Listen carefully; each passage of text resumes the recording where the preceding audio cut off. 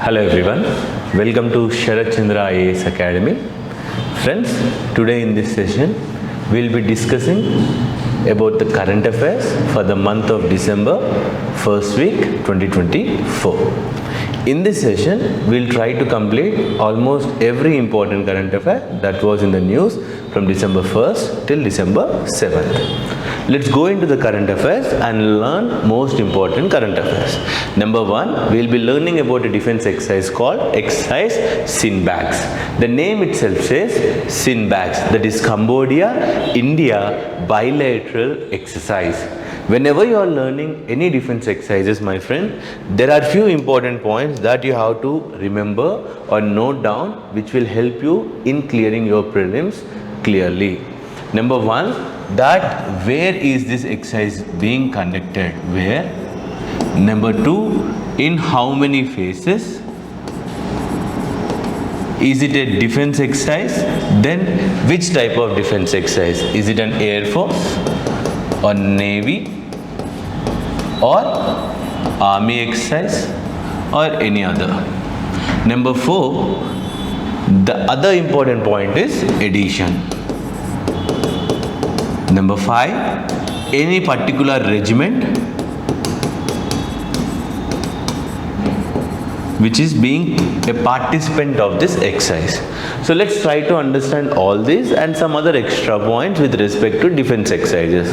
My friends, almost every defense exercise that India conducts bilaterally with some other country is based on United Nations Charter, chapter number 7. On basis of what, my friends? Chapter 7 of United Nations Charter. Okay, even this exercise, that is a bilateral exercise between India and Cambodian Army, even this exercise is based on the Convention 7 or Chapter 7 of United Nations Convention. So let's see all those important points. So this is the first edition of exercise between Indian Army and Cambodian Army. This is one point you have to write. This is which edition, my friend? This is the first time. For the first time, now Cambodian Army is having an exercise with the Indian Army, and it is being held at a training node in Pune. Foreign training node, Pune. So one point you have to write. This is the first edition. This is the first edition. And the second point you need to write. It is being held at foreign training node Pune. FTN is nothing but foreign training node in Pune. Now in this, my friend, few personnel are participating. From the Cambodian Army, contingent will comprise of 20 personnel, and Indian Army contingent will consist of 20 personnel from Infantry Brigade. Next point, equal participation, you can see, equal participation. Whereas from India, the participation is from Infantry Regiment. So these are the few points which you have to remember from this first slide. Let's learn more about this exercise. As I said you, almost every defense exercise, say it Navy, Army or Air Force, they are being conducted under the Chapter 7 of United Nations Charter. This is what I have said you starting. So you can also note this point. Now focus. The focus area of this exercise has been the counter-terrorism. What is that, my friend? Focus area of Sinbags is counter-terrorism operations.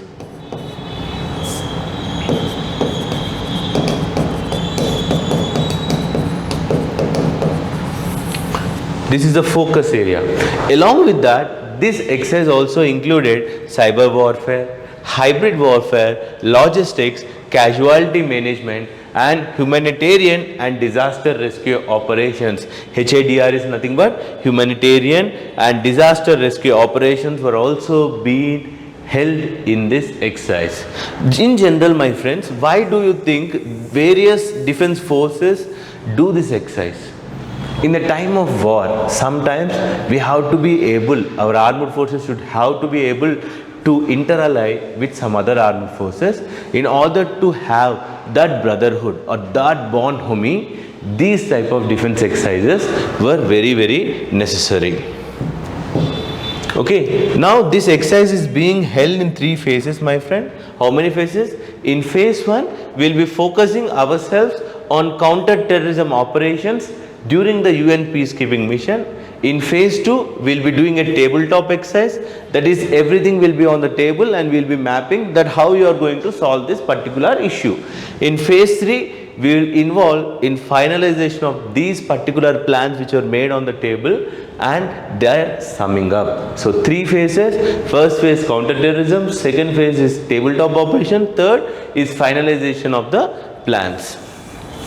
Okay, in this exercise, the Indian Army is also showcasing some of its indigenously built weapons. So that's why even Atmanirbhar Bharat is being a focus of this exercise. So before ending, let's conclude this exercise Sinbax. So exercise Sinbax. Exercise Sinbax is the first edition between Cambodia and Indian Army. First edition between Cambodian and Indian Army. Indian Army. It is being held at Pune at Foreign Training Node of Indian Army. Okay, next it is being held in 3 phases. The focus of this exercise is counter-terrorism operation during UN peacekeeping mission. These exercises held under United Nations Chapter 7. Okay, UN Chapter 7. These are the points, along with you can also remember Infantry Regiment of Indian Army is a participant of this exercise. So this is how one has to look into each and every defense exercise which you will be learning in the future. So remember, exercise Sinbax, it is being held in Noida between India and Cambodia. This is first edition. I'm sorry, small correction, it is held in Pune.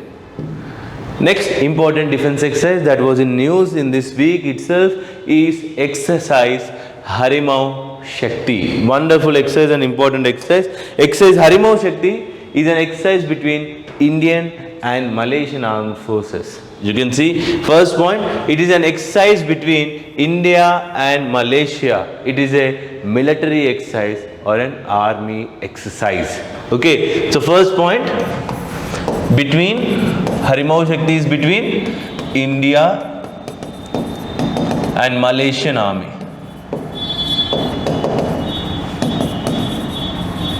First point is done. Now where it is being held? This year it is being held at a place called Pang district in Malaysia. Where it is being held? Second point, it is being held in Malaysia at a place called Fang. Okay, that is one important. The next important point is, this is the 4th edition. This is the 4th time this exercise is being held between India and Malaysia. Remember one important point with respect to defense exercises, my friends. Whenever 2 countries join to conduct a defense exercise, if this year India is conducting this exercise, next year the other country will conduct this exercise. As this year this exercise is being held in Malaysia, that means last year this exercise was held in India. Okay, that also I will show you. So first point, the next important point is, third point is, this is the 4th edition. This is the 4th edition of exercise Harimau Shakti. First point, exercise Harimau Shakti is an army exercise between India and Malaysia. This is the 4th edition. Along with that, this exercise is being held at a place in Malaysia, that is Bentong Camp in Fang district. Okay. So now in this, my friend, from Indian Army side, the regiment which is participating in this exercise is Mahar Regiment.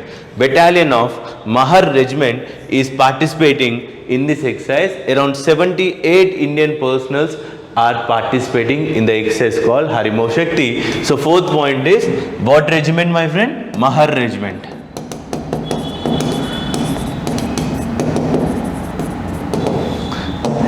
What regiment? Mahar Regiment. As I said you, almost every other defense exercises will be held on the basis of Chapter 7 of United Nations Charter. Similarly, even this is also being held under United Nations Charter.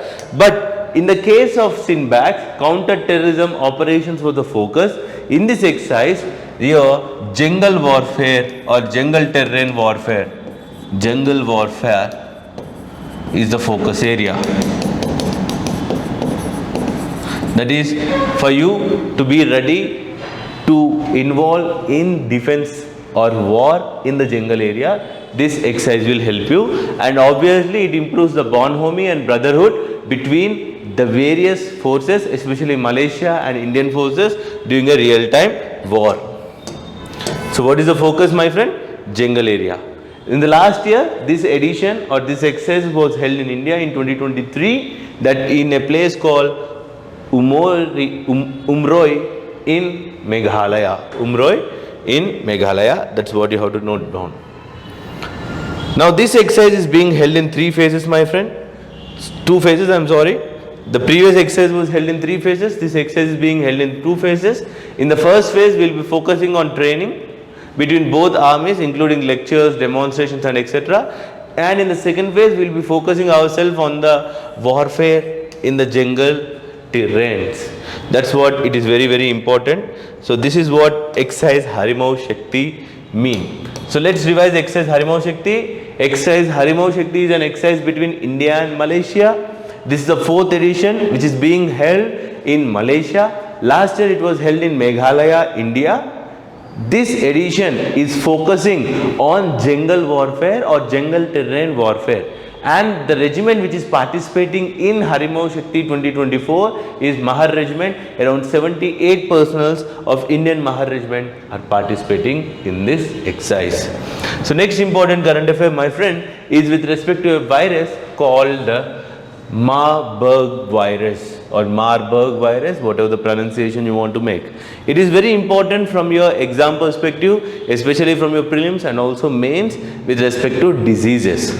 Now, this Marburg virus has been in news because the mortality rate of this virus ranges from almost 24% to 88%. That is, if you are affected by this virus, you might be killed. There is high chances, almost 50 to 80% of chance you might be killed by this virus.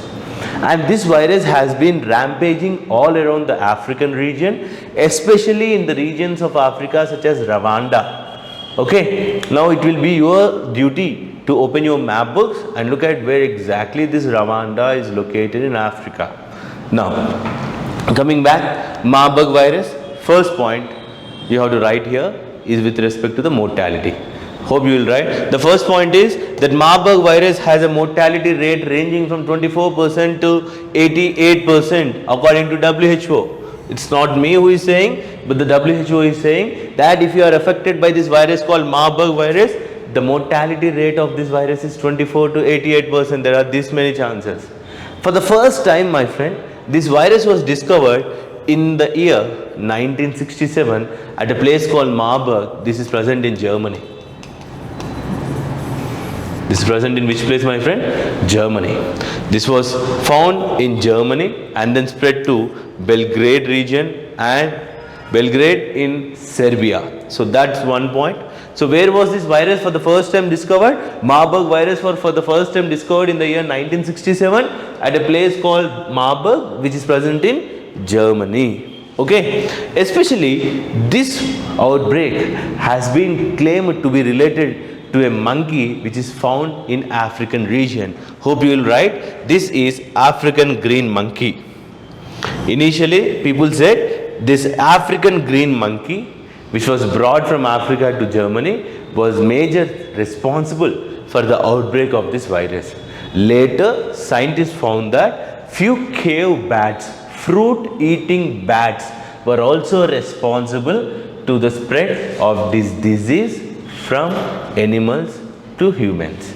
And the human to human transmission of this disease is also possible thing. That's what one important point. This disease not only passes from animal to human, but also passes human to human also.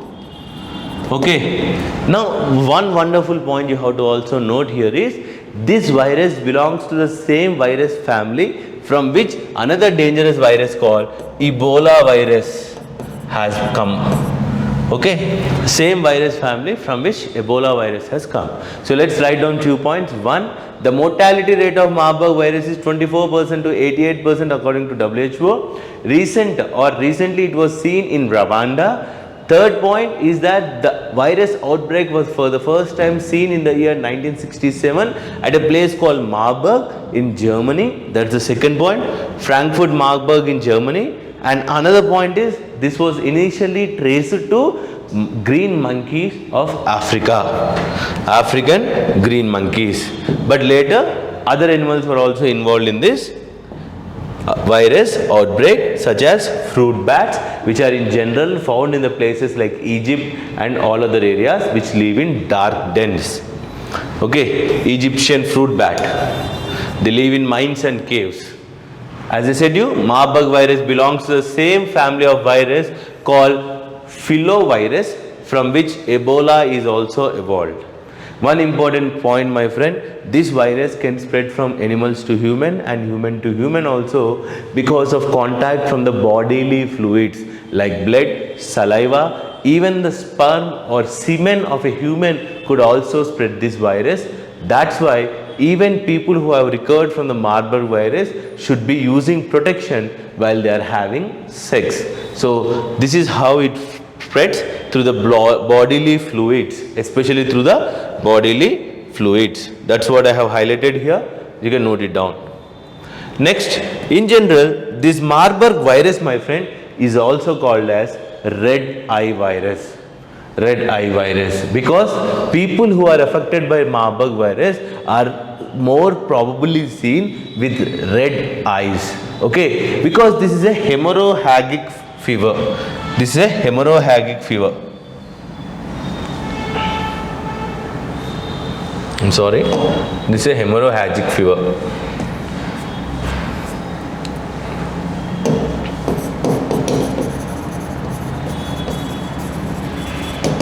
What does this hemorrhagic fever means? Hemorrhagic means internal bleeding happens in the human when they are affected by this fever. Especially another example for hemorrhagic fever is dengue, right? So this is a hemorrhagic fever. In general, symptoms varies from 2 to 21 days. In between, you will be having severe headache, red eyes, bleeding internally, blood from the nose, your teeth parts. Okay, all those will be seeing severe muscle ache, headache, and diarrhea is one frequent thing what you will be looking at this point. You will be seeing vomiting. You will also see sometimes blood vomiting if you are affected by this Marburg virus. Next, how do you prevent from the Marburg virus? One, my friend, avoid eating bush meat. Bush meat is the meat which is directly brought from the forest regions of Africa by hunting. You have to avoid eating that bush meat. Next, avoid getting contact with the person who is affected by the Marburg virus. Avoid having sex. Avoid having with those people any personal contact of intimacy. Then you will be able to protect yourselves. Okay. And this person who is affected by Marburg virus, as he has diarrhea continuously, he might lose his bodily fluids. So he should be given IVs, body liquids, ORS in order to protect this person. There is no particular treatment, my friend, to save this person. Only symptoms will be cured, and there is no vaccine available till today for this virus called Marburg virus. And you should also be very careful while burying the people who have died with this Marburg virus. And also avoid to get in contact, especially with animals like pigs and other animals which could spread you this disease. So now let's go into the another current affair. Next important current affair is with respect to PSLV C59 mission, which is also called as Proba 3 mission. This is very important mission, my friends. Let's learn about this mission. This is the 61st launch of our PSLV. PSLV is third generation launch vehicle of ISRO, which is also called as workhorse of ISRO because of its low failure rate. From all the 61 launches, it failed only twice. Okay, so it was also used, the same launch vehicle, my friends, PSLV, was also used in famous missions like MOM, which is also called as Mars Orbital Mission, and also used in Chandrayaan one mission.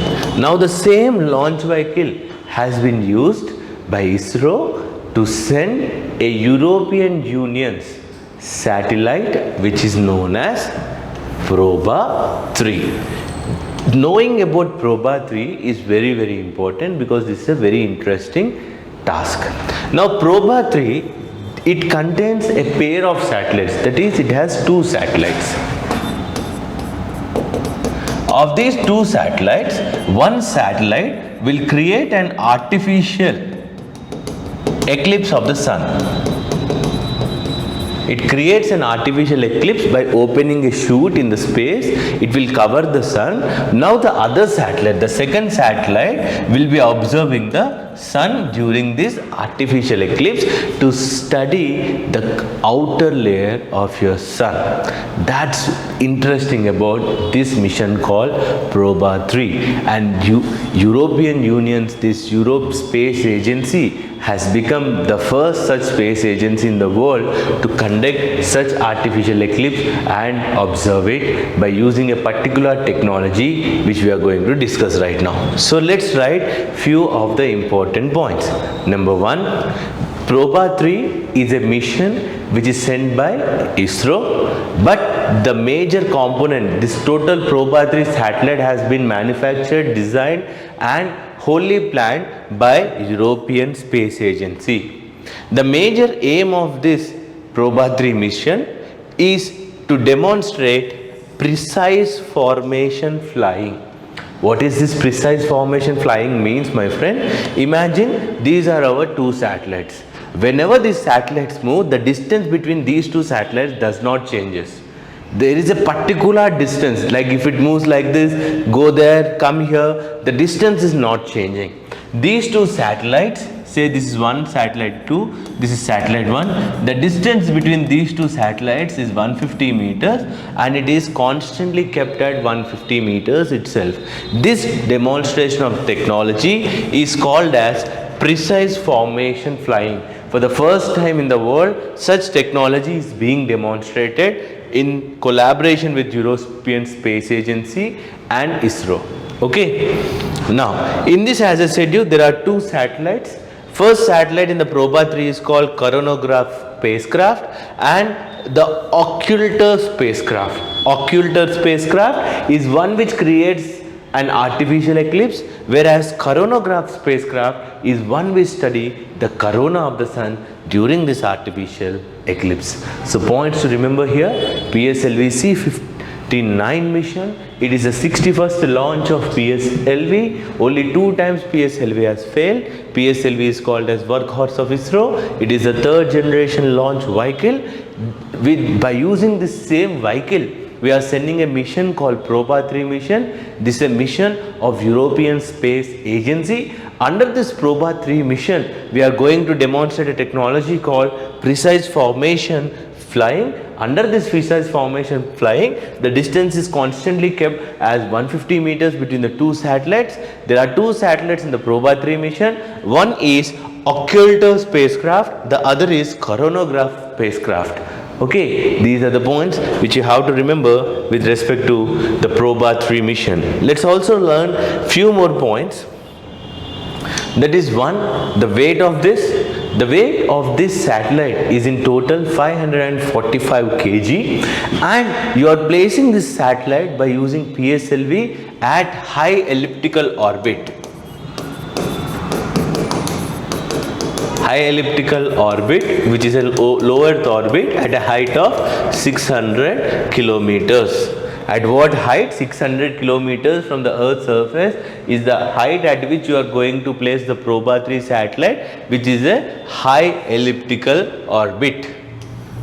Okay, it took 18 minutes for PSLV to reach this 600 kilometers height. That's very important. Okay.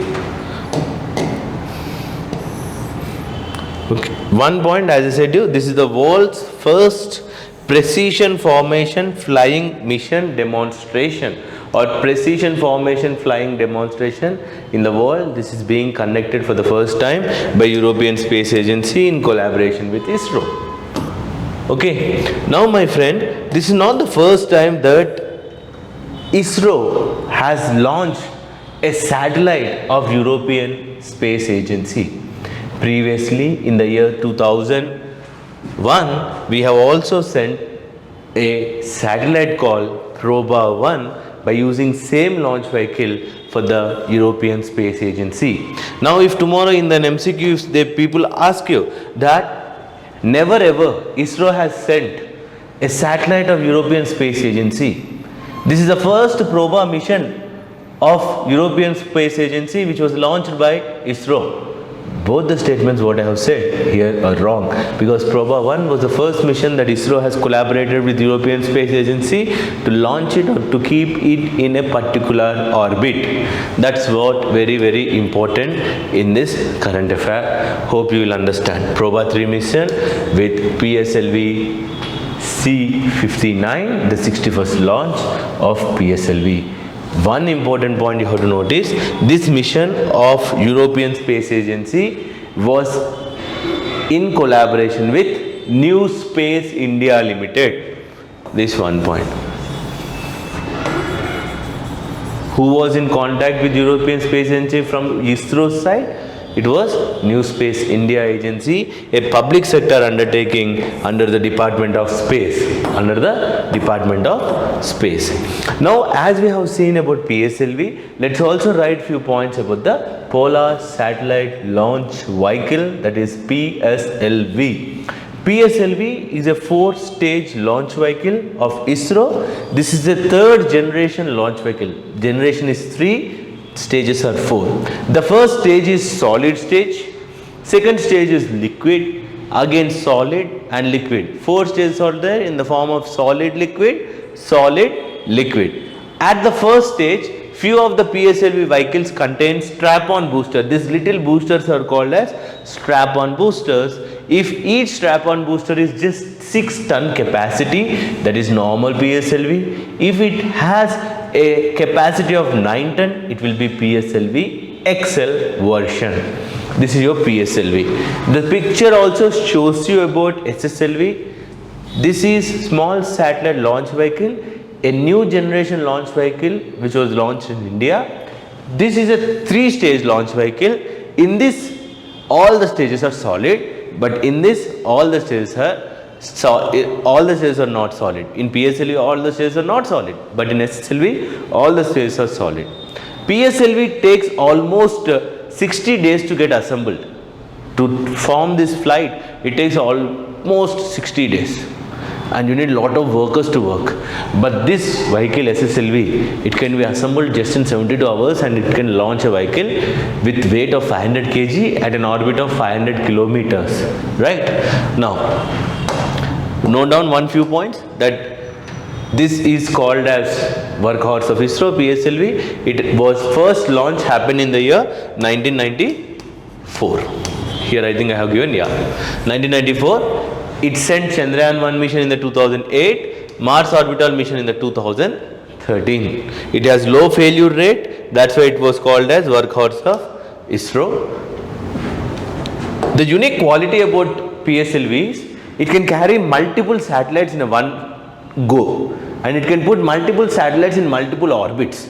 Okay, and multiple satellites it can take multiple satellites to multiple orbits. Okay, now payload. What is the payload it can take? It can take up to 1425 kg to geosynchronous transfer orbit, whereas it can take a payload of 1750 kg to a sun synchronous polar orbit. 1425, 1750 are the numbers which you have to remember with respect to PSLV. Now, next, with respect to same science and technology or somewhat related to defense, very recently India has test fired K4 nuclear ballistic missile. This is a K4 missile. Whenever you listen this word K missiles, with respect to defense, K missiles, you have to immediately think these are the missiles which are launched from submarines. For the first time in India, my friend, from our India's second nuclear submarine, INS Arighat, which was recently launched in Visakhapatnam. We have done our current affairs in the classroom, right? INS Arighat, the second nuclear submarine, and completely indigenously built nuclear submarine. We have launched from that submarine a missile called K4 missile. K4 missile is a submarine version of Agni 3 missile. Agni 3 missile. It has a range of around 3,500 kilometers. It is a nuclear ballistic missile.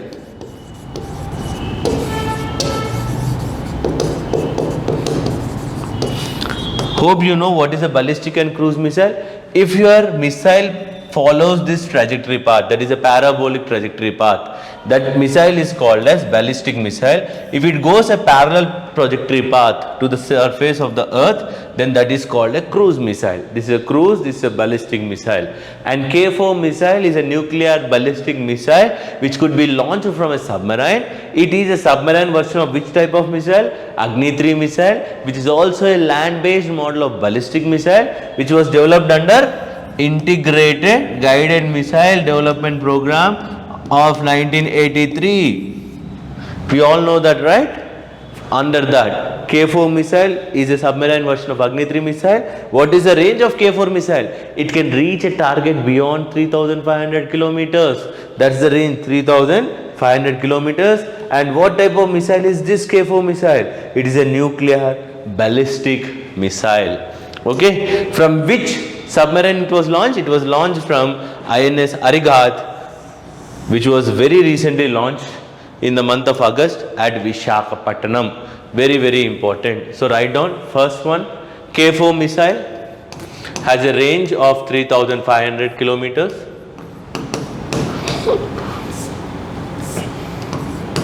This is a submarine version.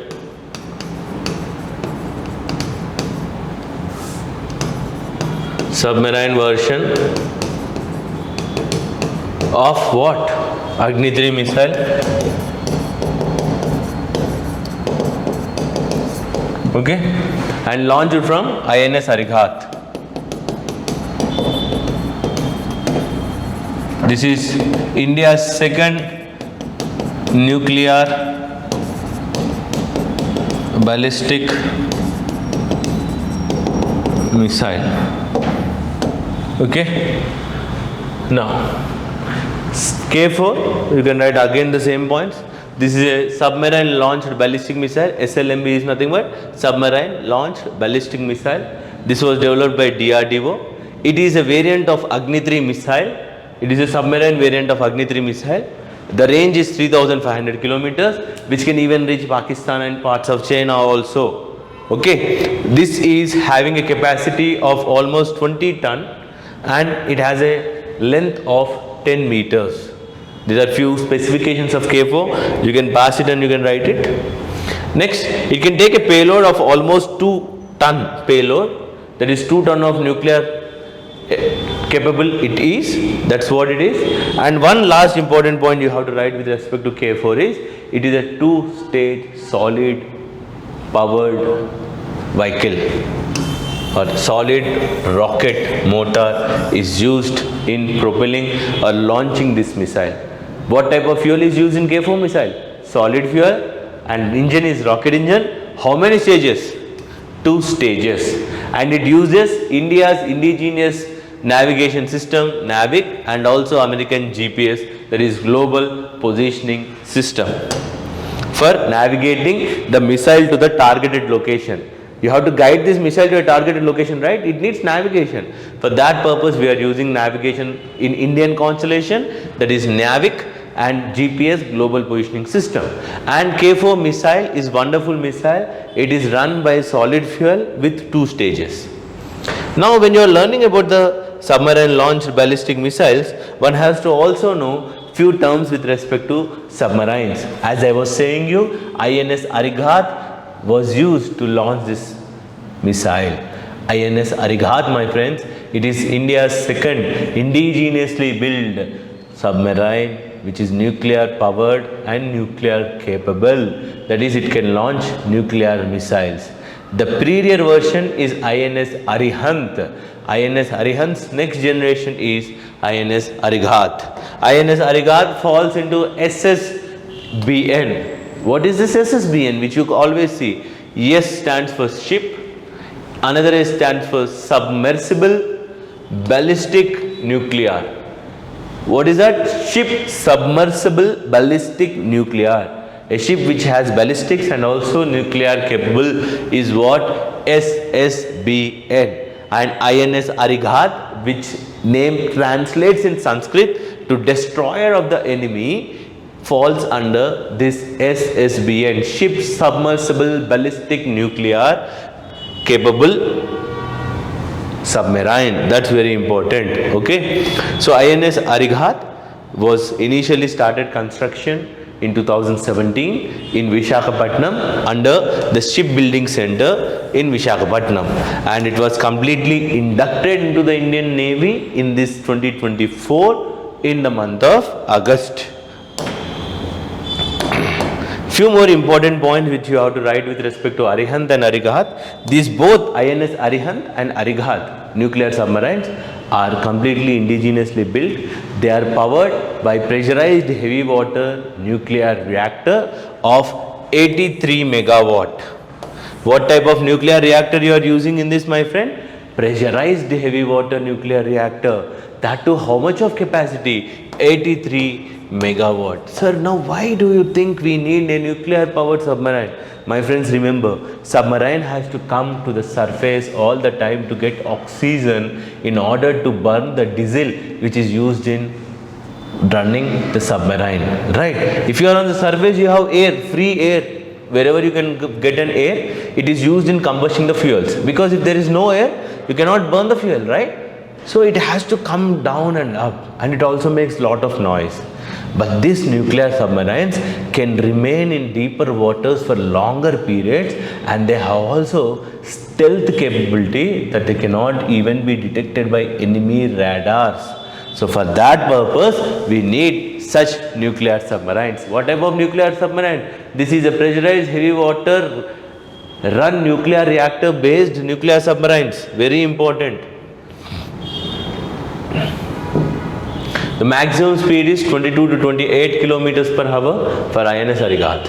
Now there is also another type of submarine called SSNB, that is nuclear attack submarines, which are basically used to destroy the ships and enemy submarines.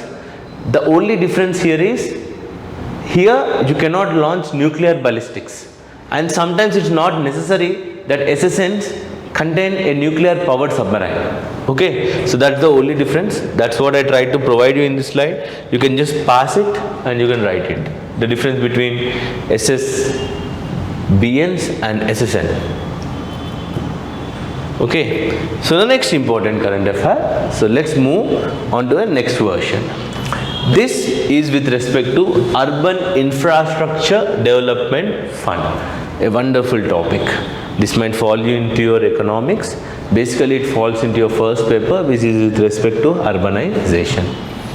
Now, in India, with respect to bank lending, there is something called priority sector lending, where the RBI has put a guideline that of your net adjusted revenues, 40% of the bank's loan giving revenues should go to the priority sectors.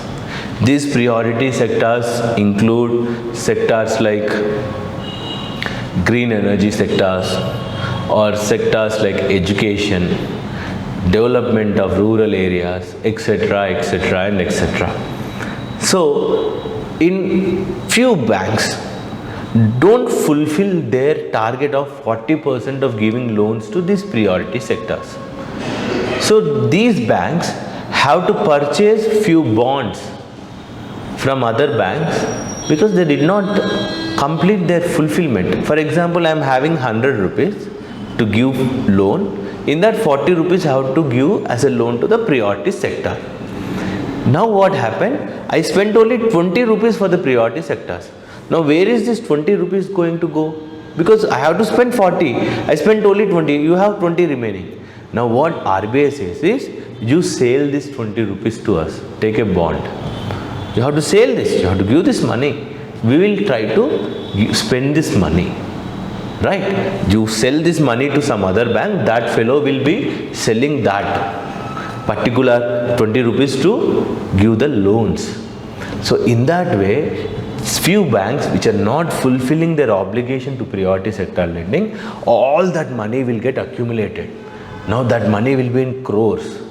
So government has created few funds to utilize this money where banks did not utilize for priority sector lending. One such fund which comes from that money which banks did not spend, because I spent only 20, I have 20 rupees remaining, like that 100 banks are there. They all together, there are 2000 rupees. 2000 rupees you have to spend on priority sector. Now what the government does is, take that priority sector money and invest in few particular sectors. Now that particular money is taken and put into a new fund called Urban Infrastructure Development Fund. This Urban Infrastructure Development Fund, my friend, is utilized to improve the infrastructure in Tier 2 and Tier 3 cities of India. What you are using this Urban Infrastructure Development Fund, my friend? You are using to fund the Tier 2 and Tier 3 cities to develop their infrastructure, say clean water management or waste treatment plants, water treatment plants, toilets, roads, greenery, parks, etc. You can construct under this, like waste management, sewerage, solid waste, sanitation, construction and improvement of drains, storm water drains, etc. could be developed by using these funds. Every state government can go and ask money from these funds. Now this all money should be managed by one entity, right? That Urban Infrastructure Development Fund is being managed by an institution called National Housing Bank. In this, initially government has allowed rupees 10,000 crores from all this priority sector, whatever it was remaining, you put of that 10,000 crores into this and some into another fund called Rural Infrastructure Development Fund. Based on this only, we have developed Urban Infrastructure Development Fund. Currently, this fund is being utilized in around thousands Tier 2 and Tier 3 together cities across India. Okay. Basically, this urban infrastructure development money what we have, right, will give to states not as free. We are giving them for development as a loan, and that too we will take a small interest. That interest rate is plugged to the bank rate minus 1.5%. Okay, that is one important point you have to remember. Basically, this loan can be repaid by the state governments or municipal corporations or municipalities in installments up to 7 years. Sometimes you can also get a moratorium for 2 more years. That is, within 9 years you have to completely pay this totally, and this interest will be paid on quarterly basis. That is how many months, my friend? Quarterly. 1/3 or 1/4 or 3 months or 4 months you have to comment. So please try to comment. As I said you, all the money which is utilized in this Urban Infrastructure Development Fund come from the priority sector shortfalls. What is this priority sector shortfall? As I said you, according to the rule by RBI, the bank should spend at least 40% of its adjusted bank credit. That is, if I have 100 rupees to spend on giving loans, from that 40 rupees I have to spend on priority sector. If I am not spending that, I have 40 rupees with me only, right? I gave loan, 60 rupees loan to someone, it's okay. But in priority sector, I did not give 1 rupee loan also. Now what this 40 rupees will be going? It will be going to the fund where it will be distributed to Rural Infrastructure Development Fund, Urban Infrastructure Development Fund and any other fund. Okay, so priority sector includes MSMEs, like micro, small and medium enterprises, agricultural enterprises, export, import and economically vulnerable groups like SC, ST, all will be given like this. Okay. So this is how these priority sector funds are used Sometimes NABARD uses for Rural Infrastructure Development Fund. Now National Housing Bank is using for Urban Infrastructure Development Fund. Now whatever banks did not spend, they will buy these certificates, priority sector lending certificates, by giving this money. They show, sir, I did not able to spend this money. So that's why I bought this certificate. So I am safe now. So I gave that money to you, I am getting this certificate. So by getting this certificate, they are giving that money to the government or the bank. So this is one important current affair, my friend. Hope you understand. Write down few points. The first point is Urban Infrastructure Development Fund. It was created in the year 2023, properly launched by the year 2024. When was it launched, my friend? 2023. In budget session, you have launched this on the lines of Rural Infrastructure Development Fund. This fund is being initially has a corpus of 10,000 crore to develop Tier 2 and Tier 3 cities. The fund is provided to the states or municipal corporations in the form of loan. The loan is bank rate, interest is bank rate minus 1.5%. Okay, the loan can be repaid in 7 years with a moratorium of 2 more years. That is, you will get 9 years totally to pay back this loan. These are the few important points, and one last important point is National Housing Bank is the manager to maintain this account, and most of the funds to this Urban Infrastructure Development Fund comes from priority sector shortfalls. This is what you have to able to write, or something, draw a diagram like this which will be useful for your exam. Done?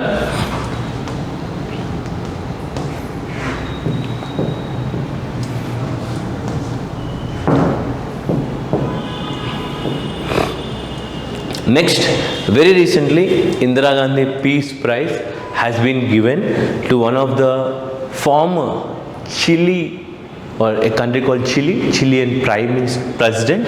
So let's learn about her in detail. Okay, first point, the Indira Gandhi Peace Prize was recently announced, and it was given to a former Chilean president called Michelle Bachelet.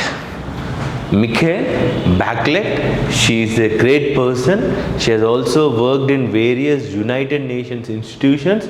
She has worked for the welfare of women all across the world, and for her effort in improving the life of women across the world, this Indira Gandhi Peace Prize was given to this woman. Who is she? Indira Gandhi Peace Prize was given this year to a person called Michelle Bachelet. Very, very important. Michelle Bachelet. Just write her name. I'll tell you few points to write with respect to Indira Gandhi Peace Prize also. Just note down. One, the Indira Gandhi Peace Prize for Disarmament and Development was given for the 2024 year to a former Chilean. Chile is a country in the South American continent. Hope you will go and see the location of Chile. Chile is located in the Andes Mountains. Very, very important. Okay, Chilean President Michelle Bachelet. She was also one of the founding directors of UN Women, UN High Commission for Human Rights, and she also worked as, President of Chile. Okay, she has put a lot of efforts for gender equality across the world, and also for the rights of vulnerable people across the world. For her efforts in this segment, she was awarded Indira Gandhi Peace Prize. Now let's write few points about the Indira Gandhi Peace Prize. Indira Gandhi Peace Prize was established in the year 1986, okay, in the memory of Indira Gandhi. This prize is not given by the government. This prize is given by Indira Gandhi Trust, Memorial Trust. It is awarded by whom? Not the government of India, but Indira Gandhi Memorial Trust. Under this award, the person will be getting around 25 lakh rupees of cash prize along with a citation like this. Okay, what is the prize you get? You will get a cash award of 25 lakh and also a small citation. Okay, citation, that's very important. It is generally given annually. Sometimes it is given to particular person, and even organizations can also be given. There is no particular religion, caste, race or country you need to be to get this award. Any person across the world who puts efforts into international peace, disarmament, racial equality and harmony among the people, these category of people will be given. And the other categories include advancement and development of nations, economic cooperation, discovery of science and modern knowledge, which are very helpful or good for the human race in a long term, and enlarging the freedom and human spirit are the different categories under which a person could be given an Indira Gandhi Peace Prize. So just remember one thing, my friend, about this Indira Gandhi Peace Prize. Very important, Indira Gandhi Peace Prize. So who got Indira Gandhi Peace Prize? It was Mikhail Bachelet. For the 2024, Indira Gandhi Peace Prize was started in the year 1986. It is given by Indira Gandhi Trust, and around 25 lakh of rupees is given, and a citation is also given. This is what one thing you have to remember with respect to Indira Gandhi Peace Prize. Next, very recently we have concluded International Soil Day or World Soil Day. With respect to World Soil Day, we will write few points, because in this week itself we have started an important summit. That summit is called as United Nations Convention on Desertification, UNCCD. This summit is COP 16, Conference of Parties 16, which is being held in Riyadh, which is present in Saudi Arabia. Okay, as this summit is going on, various reports with respect to soil have come up, and World Soil Day is also being held every year on December 5th. So that's why it's important to note down what is the theme of this year's Soil Day. 1. This year's Soil Day, World Soil Day, theme is caring for soils, measure, monitor and manage. What is that? Caring for soil, measure, monitor and what is the other thing? Manage. This is the theme of this year. Care for soils, measure, monitor and manage. You have to monitor your soil, you have to measure the soil, and you have to also manage the soil fertility and everything. Almost 99% of the all food what human eats come from the soil. Soil is very important component. All our food, all our life is based on our surface soil. A soil to form takes some millions of years, but a soil to get destroyed by rainwater or soil erosion takes just minutes or seconds sometimes to get destroyed. So that's very important for you to understand the importance of soil.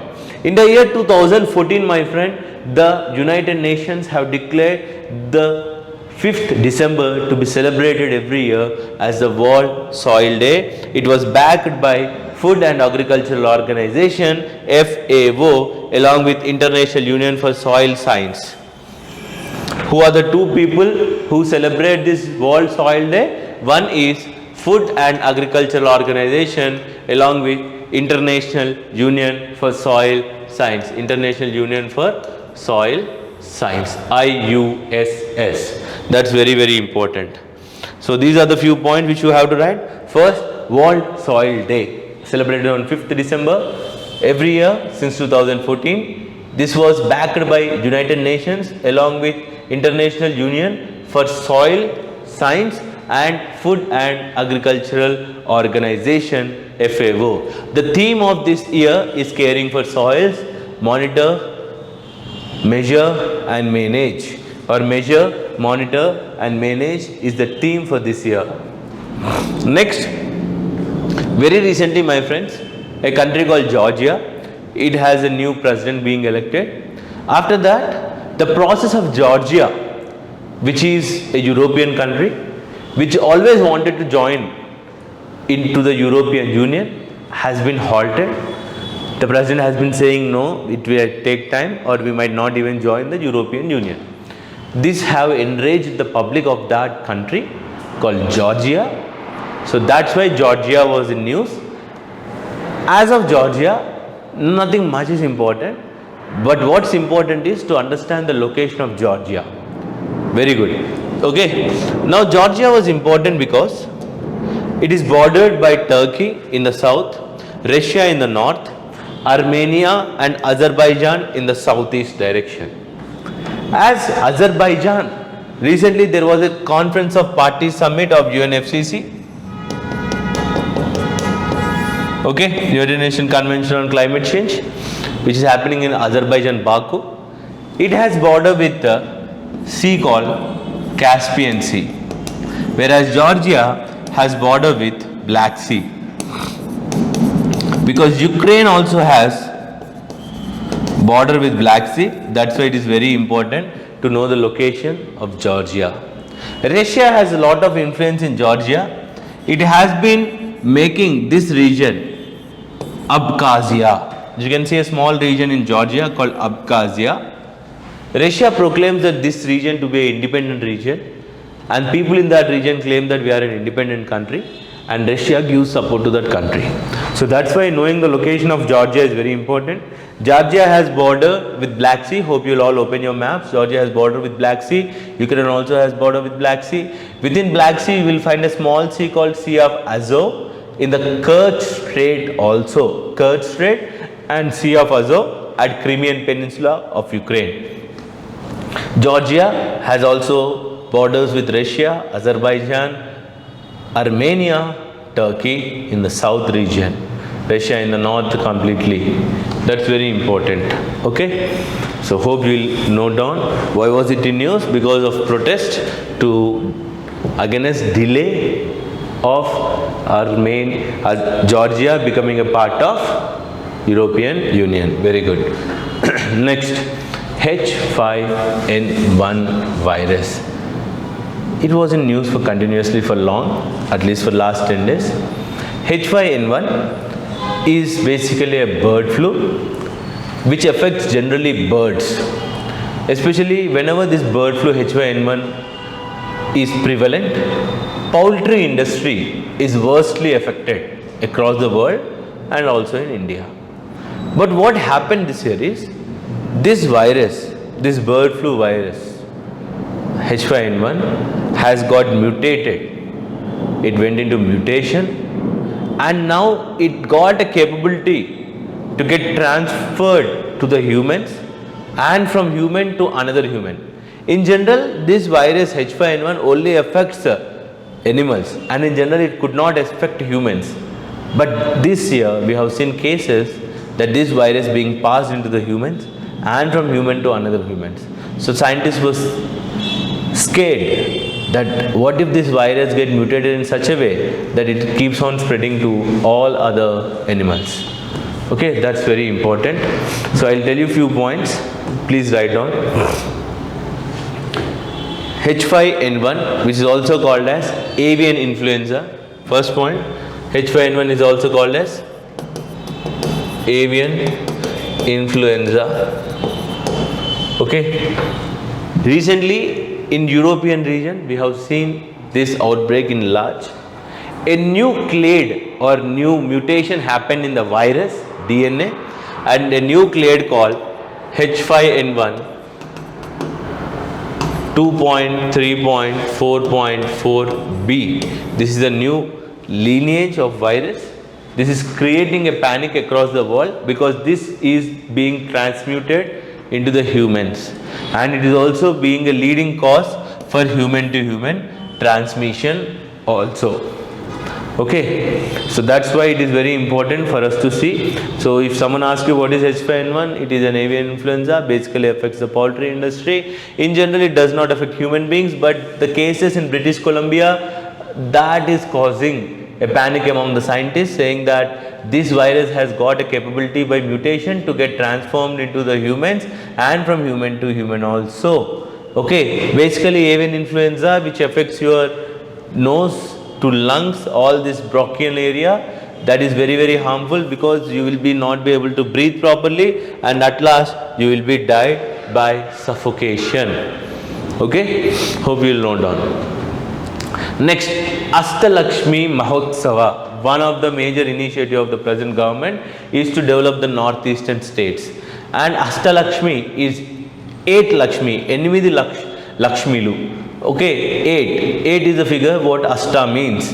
Okay, Ashtalakshmi represents the 8 northeastern states starting from Sikkim, Arunachal Pradesh, Nagaland, Manipur, Mizoram, Meghalaya, Assam and Tripura. These are the 8 northeastern states, and in order to develop these northeastern states and celebrate the culture of these northeastern states and to showcase the diversity of these northeastern states, the government of India is conducting a small festival called Ashtalakshmi Mahotsava. Ashtalakshmi Mahotsava, this festival is being held at Bharat Mandapam, which is present in New Delhi, which was built during the G20 summit which happened in India last year in 2022.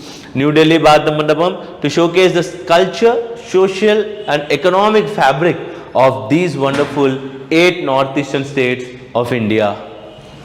Okay, so you will note down what is Ashtalakshmi related to showcase the culture, social and economic diversity of your 8 northeastern states of India. Next, one very, very important current affair. This current affair is related to the public distribution system upgrading and improvement.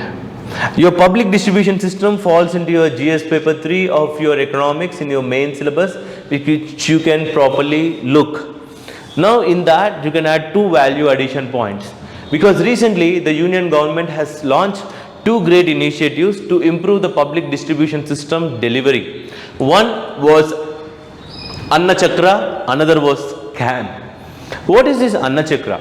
Anna Chakra is basically an artificial intelligence based platform, an app which shows you what is the best route to transport this food which has been collected to the destination godowns or warehouses, whatever you want to say them, godowns or warehouses, so that you are supplying them seamlessly and faster, so that it reaches the last mile in no time. So let's write down few points. Write down Anna Chakra and SCAN. These are 2 initiatives recently launched by union government to reform what? Your PDS system, public distribution system. My friends, under National Food Security Act 2013, India provides free food to 81 crore population of India. Such a bigger food distribution system is not available anywhere in the world. To develop or to continue this food delivery system in a proper way, we need proper installation and proper management of all the resources. Okay, so this Anna Chakra and SCAN, these are 2 super headed by Department of Public Distribution. The major aim of this Anna Chakra, focus on Anna Chakra. The aim of this Anna Chakra is to improve the logistics of your public distribution system, improve the efficiency of public distribution system. That's what it shows you a route, which road you have to take, which route you have to take, how fast you have to go in order to improve the logistic network. Where are the godowns empty? Where exactly you can put all this food? Such all network. This Anna Chakra is developed in collaboration with Indian government has developed this Anna Chakra app in collaboration with World Food Program and IIT Delhi's, along with Foundation for Innovation and Technology Transfer. Who are the 3 institutions with government of India developed Anna Chakra? IIT Delhi, World Food Program and Foundation for Innovation and Technology Transfer, FITT, Foundation for Innovation and Technology Transfer, which is under IIT Delhi, and World Food Program. Please write down these 2, World Food Program, Foundation for Innovation Technology Transfer, IIT Delhi were the institutions which have collaborated with government of India to develop Anna Chakra. Okay, to develop Anna Chakra. How it works? As I said you, it uses basic algorithms, artificial intelligence tools to show you which way or how you have to reach the particular point in easy and efficient manner. Okay, this showcases from the point of production to the point of consumption, all things are covered. Production to consumption, everything it will involve. Okay, that's very important. Like route optimization tool, optimization of PDS treatment, PDS movement, and freight operation and information system. Is there any leakage happening? Is at any place this particular rice which is sent for public distribution system is being smuggled or not? All this will be taken care by using this. Even your vehicle will be geo-tagged so that you can track the vehicle. Geolocations where this exact quantity of rice or any other particular seeds are being kept for human consumption are even geotagged under this. Advantages is that around 30 states we are going to improve the delivery services, we are going to save tremendous amount of money, speedy delivery. This is the world's largest food program, that's why it need all such facilities. The another initiative with respect to public distribution is the SCAN. What does the SCAN stands for? Subsidy Claim Application for NFSA. So whoever want to claim that subsidy under National Food Security Act, they can just open this single window app or single window website, they can open, they can just submit their claim with respect to subsidies which hail from our National Food Security Act. One is SCAN. What SCAN stands for? Everyone right? What is SCAN stands for? Subsidy Claim Application for NFSA portal. The other thing which the government has launched is Annachakra. SCAN and Annachakra. Whenever you get an answer with respect to public distribution system, don't forget to write Annachakra, which is being developed by Government of India along with the World Food Program and IIT Delhi's Foundation for Innovation and Technology, FITIT, okay, Foundation for Innovation and Technology. That's very important. From this to SCAN, SCAN stands for Subsidy Claim Application for NFSA. Next, very recently my friends, 25th anniversary of a festival called Hornbill Festival has been in the news. Hornbill Festival is a festival which is celebrated every year in Nagaland. This festival is to showcase the diverse culture or unique culture of the state of Nagaland. Every year this festival is being held in collaboration with Government of India and the state government of Nagaland to encourage tourism in Nagaland. Okay, Hornbill Festival. So tomorrow someone will ask you, Hornbill Festival is related to which state? Hornbill Festival is related to Nagaland. Which anniversary are we celebrating with respect to Hornbill Festival? This is the 25th Hornbill Festival which we are celebrating. It was initially started in the year 2000 and since then it is being continuously held. Okay, this festival has its own name. It is also called as Festival of Festivals. Hornbill Festival is called as Festival of Festivals. Hornbill is a unique species, my friend, which is present in India, Andaman, Nicobar Islands and almost all across Southeast Asia. There are various species of hornbill, but hornbill is a species which is a bird species. This hornbill is a bird. Hope you will see what hornbill look like and what are the different types of hornbills also.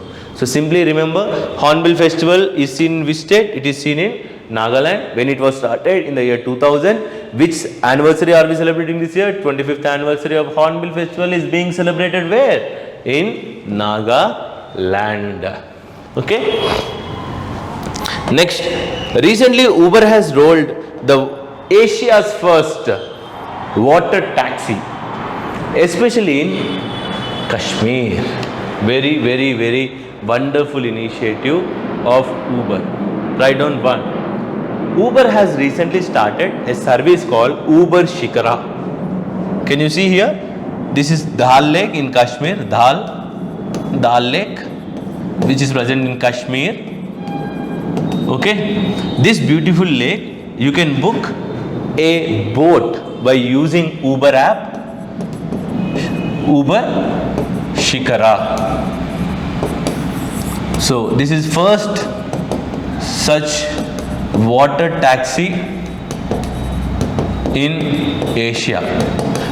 Throughout the Asia, this is the first such initiative which was brought by Uber. So just write down.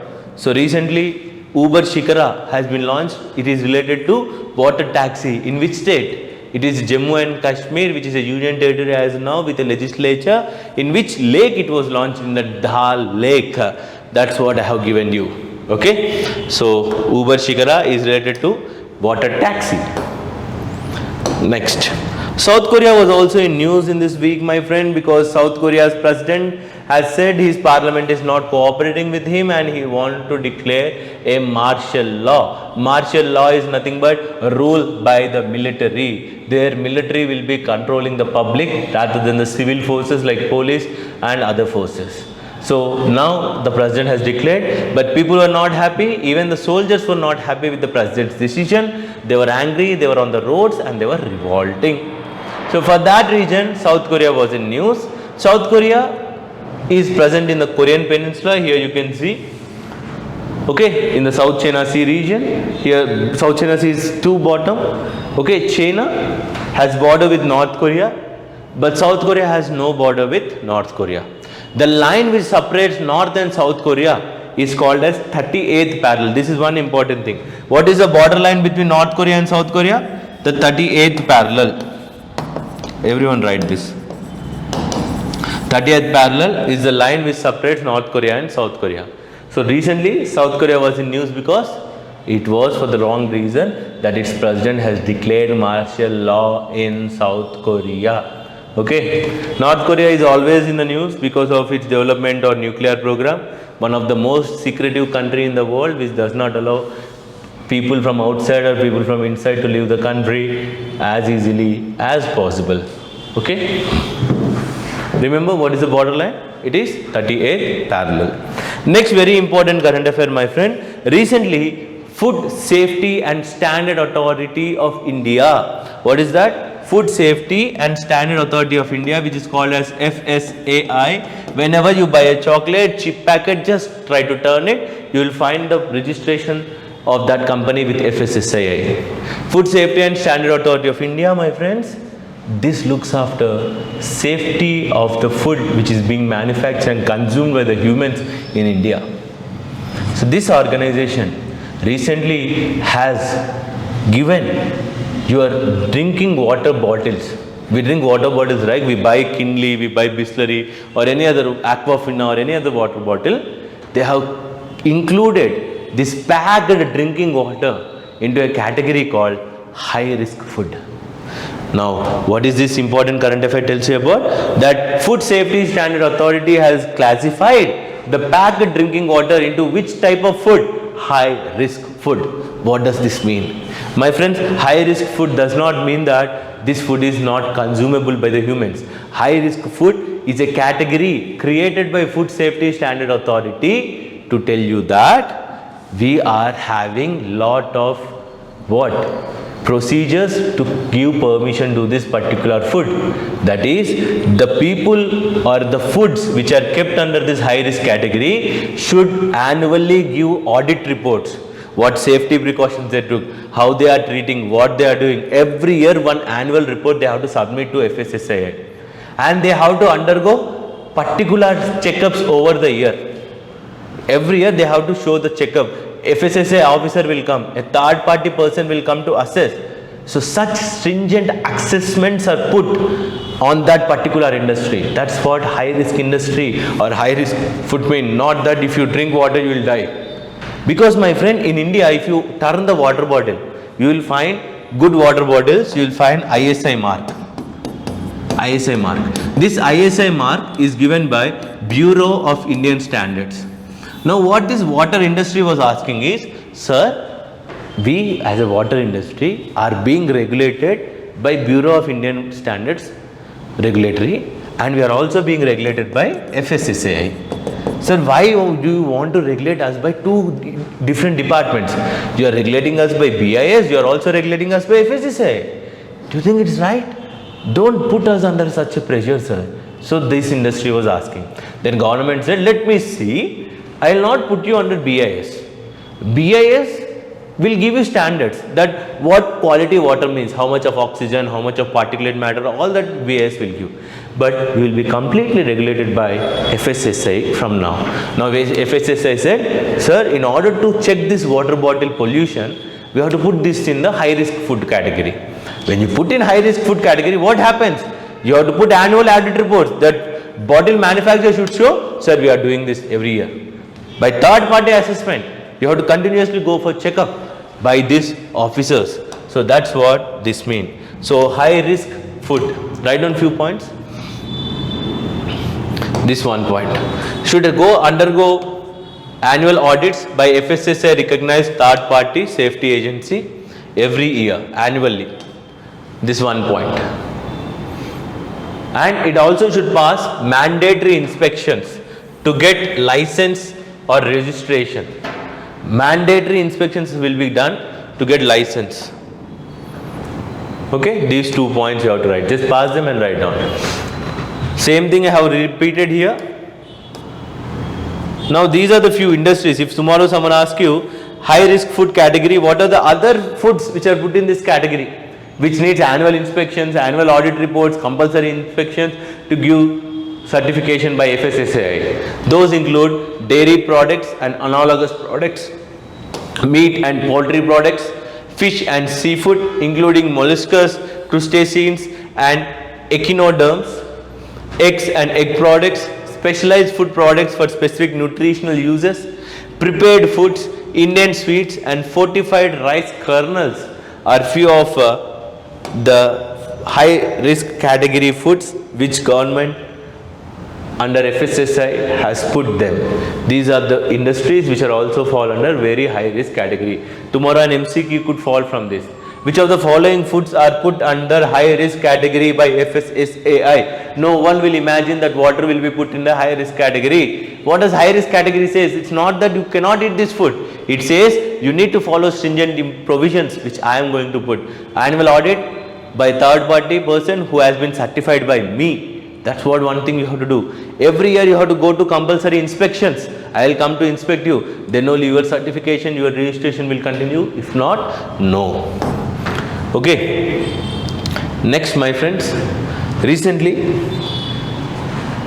around 100 countries backed by Vanuatu, a small island based country in Pacific Ocean, have reached International Court of Justice ICJ to ask, sir, deliver us a judgment that the developed countries across the world, say Europe, USA and China, have polluted the environment so badly that we, the countries like this little small countries in oceans, island based countries, are suffering a lot. Now tell us, what should be the responsibility of these countries who have gained a lot and made us to lose, which we cannot survive? Tell us or give us a judgment. So these 100 countries went, supported by Vanuatu. I will show you the Vanuatu. You can write the country. So they all went to International Court of Justice. My friends, ICJ is a United Nations organ, one of the principal organ of United Nations.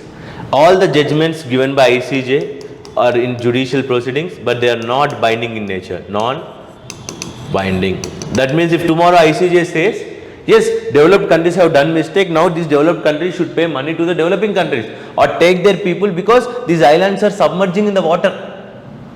What if Vanuatu totally submerges in the water? Where should these people go? They should be given US citizens. If such judgment is given, it is not necessary for USA or any developed country to bind to that decision. But these judgments have lot of universal value. So for that purpose, these countries have reached to come and ask, my God, my ICJ, around how many countries, my friend? 100 countries supported this, led by Vanuatu. It's a Pacific island based small country. Write down this one point. They ask few questions. Questions as to what countries should do to fight the climate change. What should they do to repair the damages linked to rising temperature? What should they do? How countries should do? How should they do and what should they do? are the two questions they were asking you. Around 5 years ago, Fiji was the first country. A student from Fiji has given this idea. Let's go to ICJ. Let's ask them. They'll give some suggestion. Let's ask these world countries to follow the ICJ. Because my friend, last year when there was a double cyclone in Pacific Ocean in this small island based country, Vanuatu, you can see Australia, this is small island group in Vanuatu. These islands were almost damaged. 80% of the islands were directly impacted. So that's why they went. So these proceedings will continue for one more year till December 5th, 2025. So let's see, hope that some good judgment will come from the ICJ. Recently, as I said you, in Azerbaijan, COP 29 was held. There the developed countries have said, we will give you $300 billion. My friends, what is this $300 billion? India was very angry. At this summit, they were saying, what I am going to do with these $300 billion? I was asking you $1 trillion. $1 trillion I ask you. I was asking you 1,000 rupees and you give me 3 rupees. It's wrong. That's what the countries were saying. Developed countries said, we will give you $300 billion by 2035. And the developing countries like India and all the poor countries were saying, this is wrong, this is very wrong, we cannot accept this money. We are going to bind to the $1 trillion which you people have done a lot of damage historically, we are being impacted. That's what India's stand was. So this is one other point which you have to note. What was the richer countries saying in the COP 29? That we will give you $300. What were the other countries asking? We will want $1 trillion. Let's also write down few points about International Court of Justice. First point, International Court of Justice is an organ of United Nations. It was formed in the year 1945. Its headquarters is located in Hague, Netherlands. Hague, Netherlands. It is one of the 6 principal organs of United Nations like UN Security Council, UN General Assembly, Trusteeship Council. In such way, this is the one of the 6 principal organs. The official language in this courts is English and French. Almost all the hearings, all the cases which comes to ICJ are public hearings. Everyone can listen them. Every person in the world can hear them. There is no secret sitting in this. And the judges are elected for a term of 9 years. They can also be re-elected. What is the term of judges of ICJ? 9 years. Any person across the world who has been an esteemed person, the country will be nominating, an election will be held, and these judges will be appointed for 9 years. They are also eligible for re-appointment. It's not necessary that if you are appointed now, it's not necessary that you will not be appointed for the next time. So term is 9 years, and re-appointment is possible. And almost all the judgments which are given by ICJ are non-binding. There are 2 types of cases that ICJ deals with. It deals with one with respect to dispute between 2 countries. Like for say there is a small island which is being claimed by both India and Sri Lanka.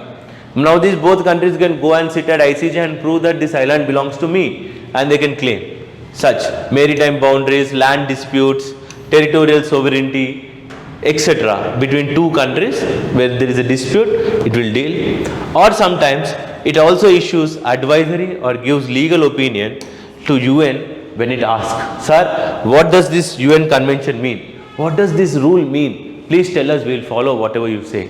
So in these 2 cases only it will go. These are only advisory in nature and they are non-binding. Judgments of ICJ are what? Non-binding, and they are only advisory in nature. As I said you, the ICJ has judges, 15 judges my friend, from different countries, 15 judges for a term of 9 years each one. They are also allowed for re-election. Okay, and 1/3 of the people of these 15, 1/3 of 15 is how much? That is 5. 5 judges get retired in every 3 years. Every 3 years we will see an election with respect to ICJ. Okay, where the headquarters? Hague in Netherlands. Next, For the first time in a South African region based country called Namibia has seen a woman being elected as the president. Here, let's note down her name. Recently, Netumbo Nandi Diva, okay, Netumbo Nandi Ditwa was first woman president of Namibia. Just look at the location of Namibia. Namibia is a wonderful country.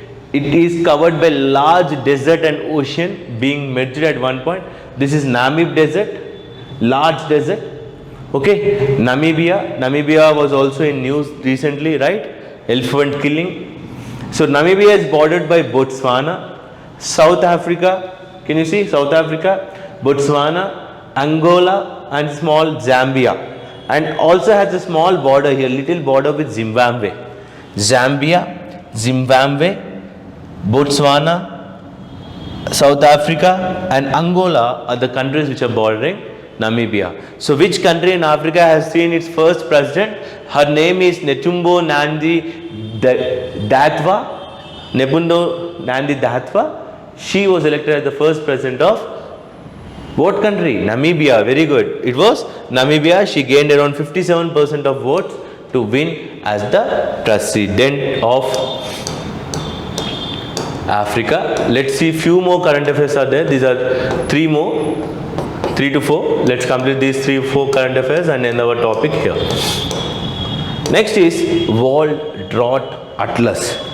As I said there was United Nations Convention Summit on Desertification, that is UNCCD. United Nations Convention to Combat Desertification. This summit is COP 16 summit of UNCCD. My friends, in 1992, there was a summit in Rio. Rio is in Brazil. It was called as Earth Summit. In this summit, 3 important international organizations took birth. One is United Nations Framework Convention on Climate Change, United Nations Convention to Combat Desertification, United Nations Convention on Biological Diversity.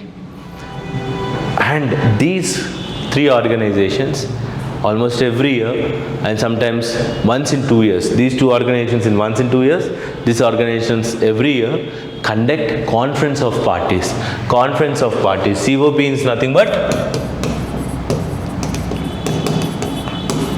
Conference of Parties means, my friend, whoever have signed an agreement to join these organizations, they meet every year and they decide few important decisions how to make these conventions into a reality. That is how to tackle climate change, how to halt the desertification, how to improve the biodiversity. Such decisions are taken, and the decisions taken by this Conference of Party and which are passed are binding on the members. They are what? Decisions by COP or what?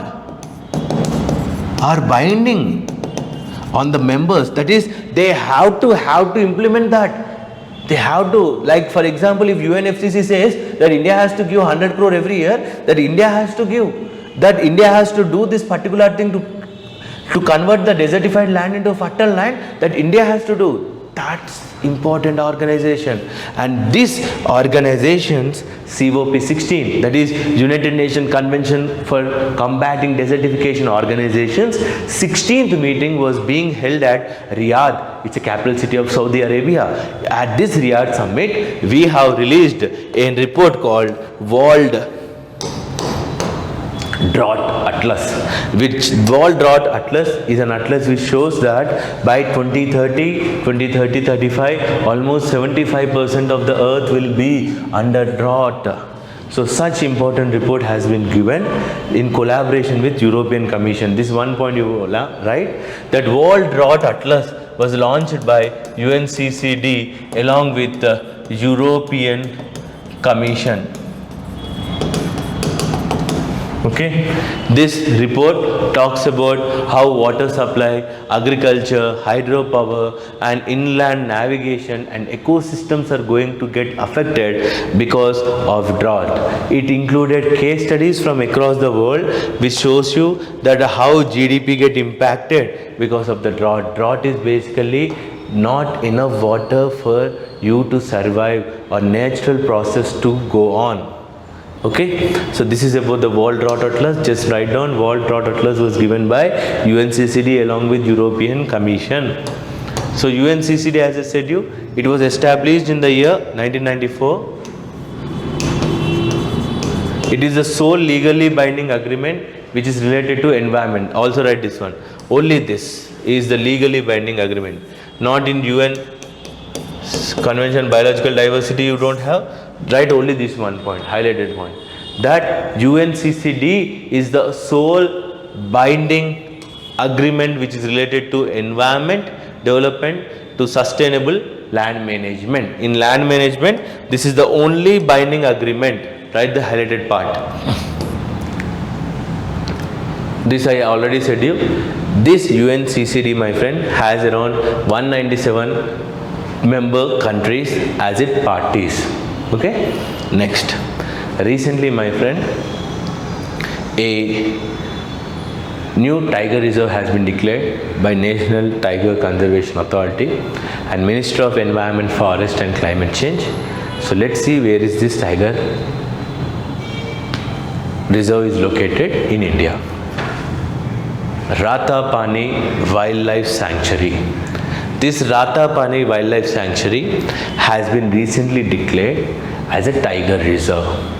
Ratapani Wildlife Sanctuary, my friends, it is located in Madhya Pradesh.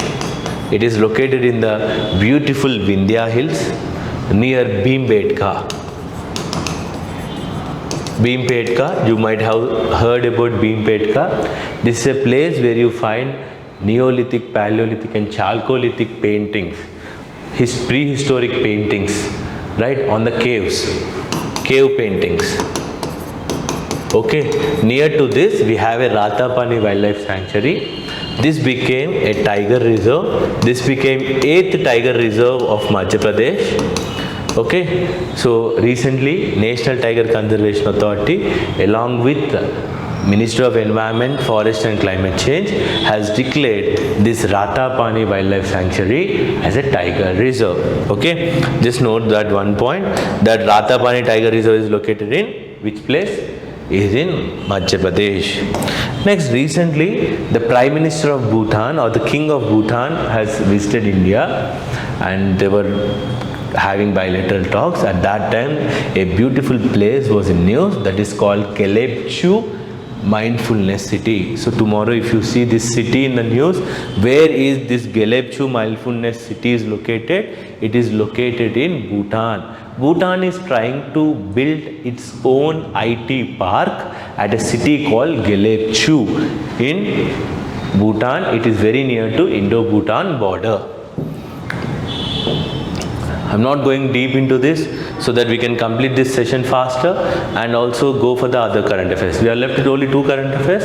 One important current affair is recently a person has been appointed as the president of Asian Development Bank. Knowing about Asian Development Bank, which is one of the international financial institution for developing countries, is very, very important from the exam point of view. So recently, Masato Kanda, he is a person from Japan, has been elected as 11th president of Asian Development Bank. ADB is nothing but Asian Development Bank. Who is the new president of Asian Development Bank? Masato Kanda is the new president of Asian Development Bank. So the previous president, he was not ready to continue for his whole term, so he resigned his term. Initially or in generally, the term of a president of Asian Development Bank will be 5 years. But the present president has only worked for 3 years and he is leaving his office. So the term remaining for that president is 2 years, right? So this new president who has been appointed will not work for whole 5 years, but only work for this remaining 2 years. So this Masato Kanda, a person from Japan, appointed as new president of Asian Development Bank, is going to work for how many years? Only 2 years. But in general, the president of Asian Development Bank, how many years of term? He has a term of 5 years. And one important point is they are eligible for re-election. It's not necessary that once you have been a president of Asian Development Bank, you cannot stand again. You can stand again. Okay. So these are the few points. One, Masayo Kanda has become the 11th president of Asian Development Bank. Asian Development Bank and its history will be studied in the next slide. Now, what is the term of president of Asian Development Bank? 5 years. But now the president has exited, the 10th president. So the next 11th president will only work for 2 years because already 3 years has been exhausted. Asian Development Bank. Let's write important points very fast. Asian Development Bank, one, it is headquartered at Manila, Philippines. Very good, one important point. Next, it is a multilateral development bank which was formed in the year 1966. 1966, formation year. One, people might think that it includes members who belong to only Asia. No, the name might say it is an Asian Development Bank, but it also includes countries from Europe and America.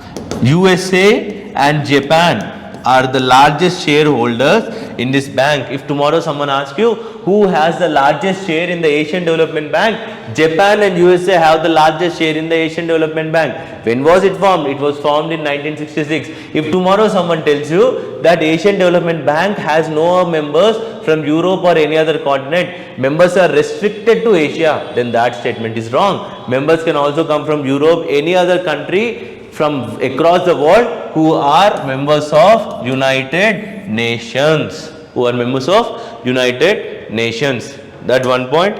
As of today, there are almost 68 members. How many members are there in Asian Development Bank? Asian Development Bank has 68 members. Initially, it was started by 31 members. Okay, and of these 68 members, my friends, write down this point, 48 are from Asia and 19 are from outside Asia. So this point itself shows that it's not just the countries in Asia, but also outside countries can also be the member of this organization.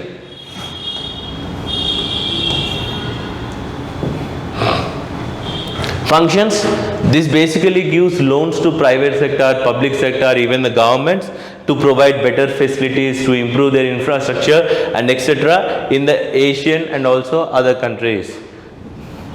As of now, this one point is very important.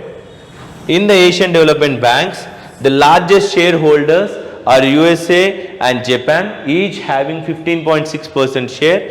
The third largest shareholder is China with 6.4%. India is the third in general. See, top is USA and Japan, both are same. China is second. India is third place with 6.3% share. After India, Australia has 5.8% share. Okay, voting in this is based on your share. That is, if you have share of 6.3%, if you put a vote, your vote value is 6.3 only. Okay, so how do they get money? How do this Asian Development Bank get money? Because Asian Development Bank, what it does is, it releases some bonds. So people buy that bonds and in return they will get interest over a period of time. Or Asian Development Bank also makes money by giving loans. Imagine India took a loan of 100 crores and it has to return back 120 crores. That 20 crores is the profit for Asian Development Bank. In such way, the Asian Development Bank gets money. Next, the last current affair for today, my friends, Syria. Syria was in news because, my friend, since 2016, Syria was almost silent. In 2011, I'll take you back to the history, 2011. There was a phenomena happening in online, social media, that was called as Arab Spring. What's happening in that Arab Spring is, social media influenced the people across the Arab world saying that you are under a dictatorship. Now you have to taste democracy, freedom. So people across this Arab region, say in Tunisia, Egypt, started revolting against their dictatorial leaders. People went on roads, we want democracy, we want elections, we want that, we want this. So almost every country was succumbed, Arab countries. And that movement also spread to Syria. Now Syria was a Sunni majority country with Shia minority as a ruling population. Sunnis were majority population, Shias being minority, but they were ruling population. Now what happened? These people did not like the Shia people get ruled. They started revolting against the government. In 2011, they started a civil war within the country. Now few forces started controlling few regions and government started controlling few regions. Now in this mess, Turkey has entered. Now Turkey was supporting Sunni majority. Russia entered. Russia was supporting the minority government, which was led by a person called Assad, ASSAD. So in this, what happened? There happened a lot of tussle, a warlike situation got created.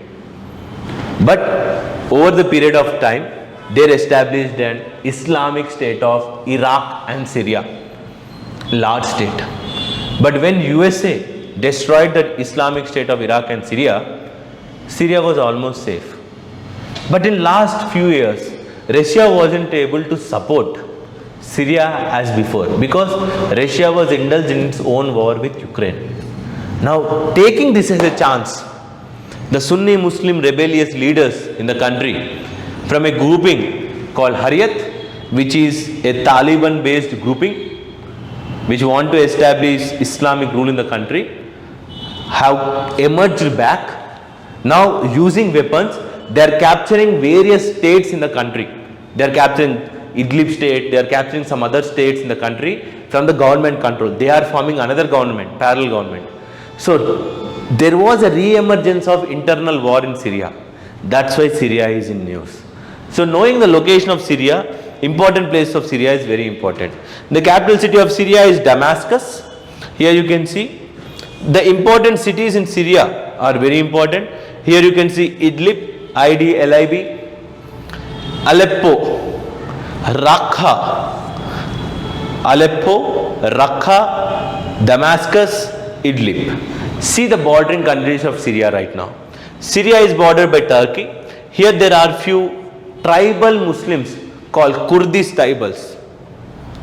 Kurdish. US is encouraging these Kurdish tribals to control the people here, to control the Talibans to rise. Idlib. So recently this Idlib state has been taken control by the rebellious forces from the government. Idlib, one important. This you can see, it has border with Mediterranean Sea. In the south it has border with Lebanon. And it also has border with Israel. Can you see here Israel? It has border with Israel. It has border with Jordan. It has border with Iraq. Okay. Now even this country Syria, the government is supported by Iran also.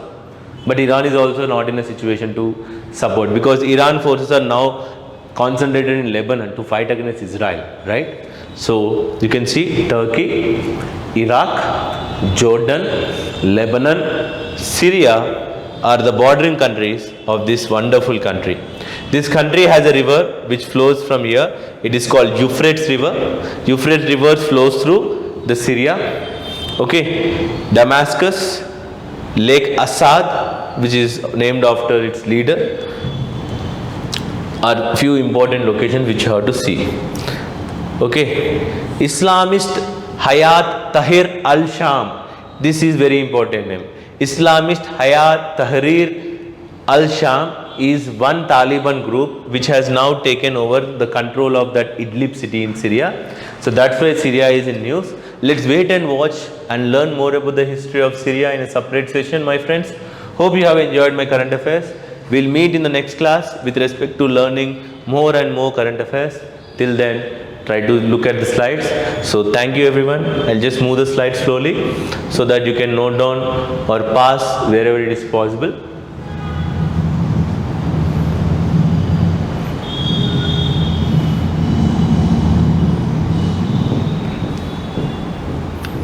So before leaving, I would like to ask you a question with respect to Anna Chakra. Which of the organizations were involved in creation of Anna Chakra, a algorithm-based PDS system launched by Government of India? Other question is, what is the range of K4 missile and what type of missile is this and what type of fuel is used in this? And the last question, which edition of Harimau Shakti is happening between which two countries and where is it happening?